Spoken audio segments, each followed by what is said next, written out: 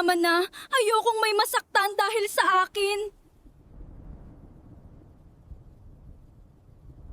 Hindi mo naiintindihan kung hanggang saan ang kaya kong gawin para sa kanya. Kapag ang pag-ibig ay kailangang pilitin, hindi na yun pag-ibig.